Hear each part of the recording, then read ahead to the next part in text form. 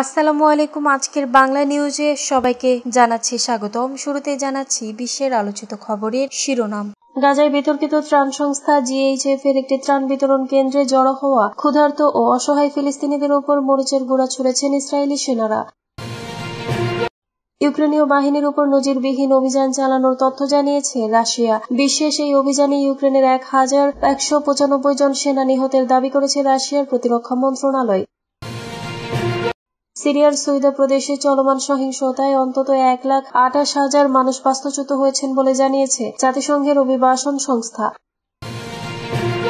আগামী শুক্রবার Iran ইস্তাম্বুলে Germany, France ও যুক্তরাজ্যের সঙ্গে পারমাণবিক কর্মসূচি নিয়ে নতুন করে আলোচনায় বসতে সম্মত হয়েছে।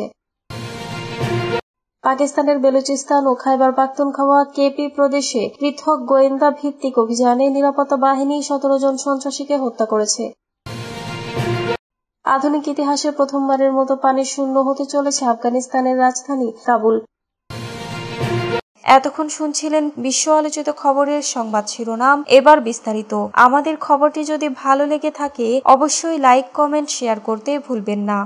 ক্ষুধার্ত ফিলিস্তিনিদের উপর মরিচের গুঁড়া ছুড়লেন ইসরায়েলি সেনারা। গাজায় বিতর্কিত ত্রাণ সংস্থা জিএইচএফ এর একটি ত্রাণ বিতরণ কেন্দ্রে জড়ো হওয়া ক্ষুধার্ত ও অসহায় ফিলিস্তিনিদের উপর মরিচের গুঁড়া ছুড়েছেন ইসরায়েলি সেনারা। সামাজিক যোগাযোগ মাধ্যমে প্রকাশিত এক ভিডিওতে এমন দৃশ্য দেখা গেছে। আল জাজিরার ফ্যাক্ট চেকিং সংস্থা সানাত 20 সেকেন্ডের ওই ভিডিওর সত্যতা যাচাই করেছে। এতে দেখা গেছে গাজার দক্ষিণাঞ্চলের রাফা শহরের শাকুশ এলাকায় ইসরায়েলি সেনারা মরিচের গুঁড়ার স্প্রে ব্যবহার করে জনতাকে ছত্রভঙ্গ করেছেন। মুঠোফোনে ভিডিওটি 10 জুলাই ধারণ করা হয়েছে। শনিবার রাতে ভিডিওটি সামাজিক যোগাযোগ মাধ্যমে প্রকাশ করা হয়। এতে দেখা যায় 3 জন সশস্ত্র ইসরায়েলি সেনা ইসরায়েল ও যুক্তরাষ্ট্র সমর্থিত জিএইচএফ এর ত্রাণ বিতরণ কেন্দ্রে ফিলিস্তিনিদের উপর মরিচের গুঁড়া ছুড়েছেন। ভিডিওতে আরো দেখা যায় পুরুষ, নারী ও শিশুরা চারদিকে ছুটে পালিয়ে যাচ্ছেন। কারো মুখ কাপড় দিয়ে ঢাকা, কেউ আবার পিঠে ময়দার বস্তা তুলে নিয়ে আতঙ্কে ছুটে যাচ্ছেন। ফিলিস্তিনিদের স্বাস্থ্য মন্ত্রণালয় গত শনিবার বলেছে, মে মাসের শেষ থেকে জিএইচএফ গাজায় কার্যক্রম শুরু করার পর থেকে এখন পর্যন্ত অন্তত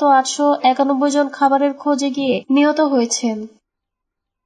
বিশেষ অভিযানে ইউক্রেনের 1195 সেনা হত্যার দাবি রাশিয়ার। ইউক্রেনীয় বাহিনীর উপর নজিরবিহীন অভিযান চালানোর তথ্য জানিয়েছে রাশিয়া। বিশেষ এই অভিযানে ইউক্রেনের 1195 জন সেনা নিহতের দাবি করেছে রাশিয়ার প্রতিরক্ষা মন্ত্রণালয়। দেশটির রাষ্ট্রীয় সংবাদ সংস্থা টাস তাদের এক প্রতিবেদনে এ তথ্য জানায়। সংবাদ সংস্থাটি জানায়, বিশেষ অভিযানের অংশ হিসেবে জাপোরিঝিয়া অঞ্চলের মালায়া, খেরসন অঞ্চলের বেশ কয়েকটি শহর সহ বিভিন্ন এলাকায় ইউক্রেনীয় সমরাস্ত্র ও একাধিক আঞ্চলিক প্রতিরক্ষা ব্রিগেডের উপর হামলা চালায় রুশ বাহিনী। হামলায় ইউক্রেনের উত্তরের এলাকায় 155 জন, পশ্চিমী যুদ্ধক্ষেত্রের এলাকায় 230 জনেরও বেশি, দক্ষিণ যুদ্ধক্ষেত্রের এলাকায় 125 জন, কেন্দ্রে 450 জনেরও বেশি, পূর্ব যুদ্ধক্ষেত্রের এলাকায় 190 জন এবং দোনেপ্রের যুদ্ধক্ষেত্রে 45 জনেরও বেশি সেনা সদস্যকে হারিয়েছে কিয়েভ। উত্তর, পশ্চিম এবং দক্ষিণ যুদ্ধক্ষেত্রের ইউনিটগুলোতে বহু সমরাস্ত্র বিমান বাহিনীর ব্রিগেড এবং অ্যাটাক রেজিমেন্টের সদস্যদের ওপর আঘাত করা হয়েছে। খার্কভ অঞ্চলের গাতিসে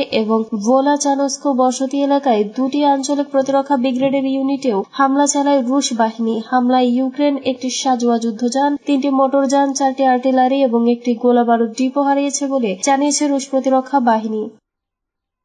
সিরিয়ায় সহিংসতায় 1,28,000 মানুষ বাস্তুচ্যুত জাতিসংঘ। সিরিয়ার সুইদা প্রদেশে চলমান সহিংসতায় অন্তত 1,28,000 মানুষ বাস্তুচ্যুত হয়েছেন বলে জানিয়েছে জাতিসংঘের অভিবাসন সংস্থা। সোমবার 21 জুলাই ব্রিটিশ সংবাদ মাধ্যম বিবিসি তাদের এক প্রতিবেদনে এ তথ্য জানিয়েছে। খবরে বলা হয়, রবিবার জাতিসংঘের অভিবাসন সংস্থা Syrian observatory for human rights জানিয়েছে, সুইদা শহরে মারাত্মক ওষুধ সংকট দেখা দিয়েছে। মানবিক সহায়তায় নিয়ে সিরিয়ান রেড ক্রিসেন্টের একটি প্রথম কনভয় শহরে পৌঁছে যায় বলে খবর পাওয়া গেছে। ইসরায়েলের রাষ্ট্রীয় সম্প্রচার মাধ্যম জানিয়েছে, দ্রুজ জনগোষ্ঠীর জন্য চিকিৎসা সহায়তা পাঠিয়েছে তারা। এদিকে যুক্তরাষ্ট্রের পররাষ্ট্রমন্ত্রী মার্কো রুবিও বলেছেন, সিরিয়ার শান্তি ও একতা রক্ষায় যে কেউ নৃশংসতা চালিয়েছে তা সে সরকার পক্ষীয় হোক বা না হোক তাদের দায়ী করে বিচারের আওতায় আনতে হবে। সুইদার দক্ষিণ পশ্চিমাঞ্চলীয় মিয়ারবাহ গ্রামে এক সময়ের স্কুল এখন বেদুইন শরণার্থীদের আশ্রয়কেন্দ্র। দীর্ঘ গৃহযুদ্ধের চিহ্ন এখনো সেখানে স্পষ্ট, ধ্বংসস্তূপ আর গুলির ছিদ্র ছড়িয়ে রয়েছে চারদিকে। ত্রাণ বিতরণ কেন্দ্রে একটি ট্রাকের পেছনে রাখা পানির ট্যাঙ্ক থেকে পানি সংগ্রহ করেছিলেন বৃদ্ধ বেদুইন নারীরা। আশ্রিতদের মধ্যে বেশিরভাগই নারী ও শিশু। সুইদা শহর থেকে বাস্তুচ্যুত এক নারীকে জিজ্ঞেস করা হয়েছিল, দ্রুজ ও বেদুইনরা একসঙ্গে থাকতে পারবে কিনা। জবাবে তিনি বলেন, সরকার যদি দায়িত্ব নেয়, শান্তি ও নিরাপত্তা নিশ্চিত করে, তাহলে একসঙ্গে বসবাস অবশ্যই সম্ভব।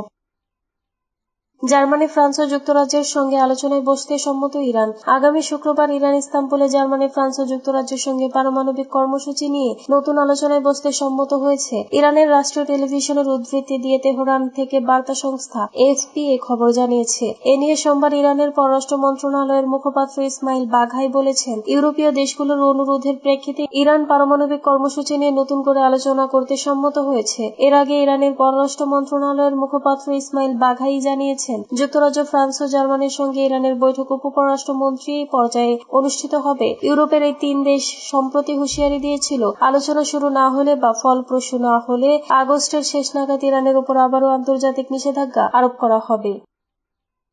পাকিস্তানের নিরাপত্তা বাহিনীর অভিযানে 17 সন্ত্রাসী নিহত। পাকিস্তানের বেলুচিস্তান ও খাইবার পাখতুনখাওয়া কেপি প্রদেশে পৃথক গোয়েন্দা ভিত্তিক অভিযানে নিরাপত্তা বাহিনীর 17 জন সন্ত্রাসীকে হত্যা করেছে। রবিবার এক যৌথ বিবৃতিতে আন্তঃবাহিনী জনসংযোগ পরিদপ্তর ও গোয়েন্দা সূত্র এ তথ্য জানিয়েছে। আইএসপিআর এর দেওয়া বিবৃতিতে বলা হয়, 16 থেকে 20 জুলাই পর্যন্ত খাইবার পাখতুনখোয়া মালাকান্দ জেলায় পরিচালিত যৌথ অভিযানে ভারত সমর্থিত সন্ত্রাসী সংগঠন ফিতনা আল খাওয়ারিজের সঙ্গে জড়িত 9 জন জঙ্গি নিহত হয় এবং আরো 8 জনকে জীবিত আটক করা হয়। অভিযানটি নিরাপত্তা বাহিনী, পুলিশ, লেভিস কাউন্টার টেরোরিজম ডিপার্টমেন্ট এবং জেলা প্রশাসনের সমন্বয়ে পরিচালিত হয়। বিবৃতিতে আরো জানানো হয়, 4 দিন ব্যাপী এই অভিযানে সন্ত্রাসীদের অবস্থান ঘিরে ফেলে নিরাপত্তা বাহিনী সফলভাবে অভিযান চালায়। ব্যাপক গোলাগুলির পর 9 জন ভারতীয় মদতপুষ্ট জঙ্গি নিহত হয় এবং 8 জনকে আটক করা সম্ভব হয়।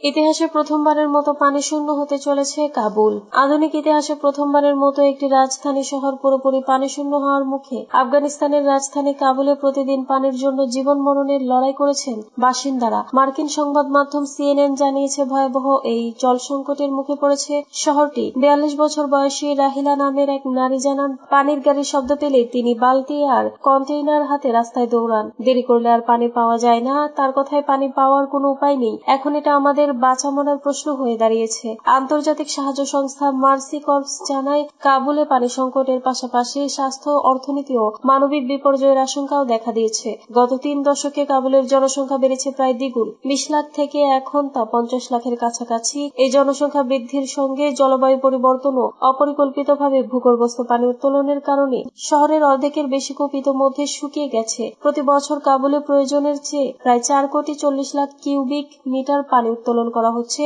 কিন্তু সেই প্রকৃতির ঘাটতি পূরণ করতে পারছে না।